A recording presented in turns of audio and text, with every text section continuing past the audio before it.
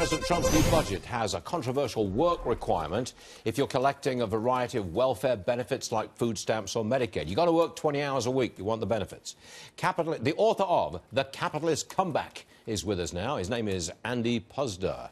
Is it fair, do you think, to make you got to work 20 hours a week if you want the welfare? Well, of course it's fair. I knew you were going to say it's ridiculous. that. I mean, Bill Clinton put work requirements in welfare. They already exist for SNAP benefits and some other programs. This increases some of them, but look, this is a good idea. People, the way you get self-respect and pride is by what you do in your job, what you accomplish, what you achieve. When you encourage people not to work, you encourage them not to have self-respect. Is there some accommodation for, like, people who are struggling with young children, single parents at home with kids, awfully hard to get out and work 20 hours a week? There absolutely are hardship exemptions, and there should be. But look, people that should be working should be working.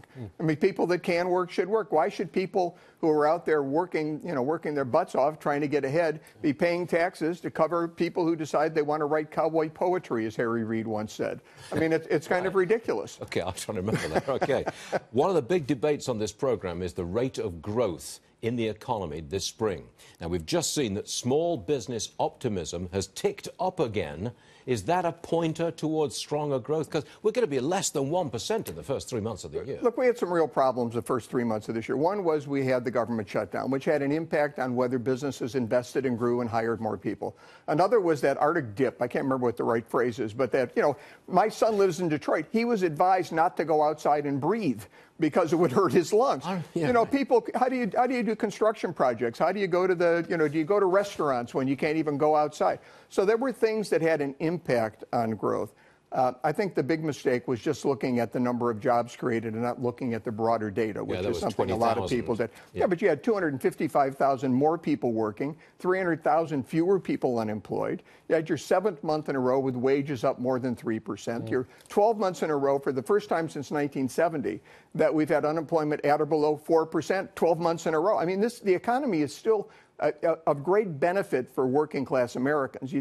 Nancy Pelosi focused on one metric, and it was a mistake. She said it was abysmal, an abysmal jobs report. You look at 20,000 jobs. That's what she focused on. You can pick one number on any jobs report, and you're going to find something that doesn't look good. And this was not good. But the rest of the data was great. But what about wages? Wages were up 3.4% in the year, the best gain at least 10 years. Right, and for 7 months in a row, as I said, it's been 3% or better.